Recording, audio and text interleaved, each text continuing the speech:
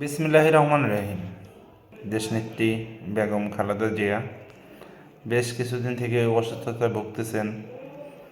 তো ইতিমধ্যে আমরা যতটুকু জানতে পারছি, সোশ্যাল মিডিয়া থেকে শুরু করে প্রত্যেকটা মিডিয়াতে আমরা দেখতে পাচ্ছি যে বর্তমানে তিনি ইভার কেয়ার হাসপাতালে ভর্তি আছেন। তো ওনার অবস্থা গুরুতর অবস্থায় আছেন। এদিকে আবার দেশনায়ক তারেক রহমান, আমাদের ভবিষ্যৎ পরিকল্পনা এবং রাষ্ট্রনায়ক, উনি চলে আসবেন ইনশাল্লাহ, আমরা যতটুকু শুনছি।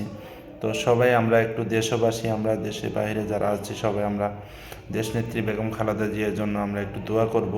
অপসর নেত্রী এই দীর্ঘদিন কারাদণ্ড থাকাতে এই অসুস্থতাটা ভোগ করতেছেন, আমরা জানি, সবাই জানি।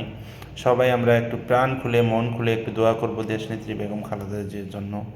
ইনশাআল্লাহ উনি যেন অতি দ্রুত যেন সুস্থ হয়ে উঠতে পারেন, এই কামনাই করব আমরা। সকলে ভালো থাকবেন, সুস্থ থাকবেন। বাংলাদেশ জিন্দাবাদ। বাংলাদেশ জাতীয়তাবাদী দল বিএনপি জিন্দাবাদ।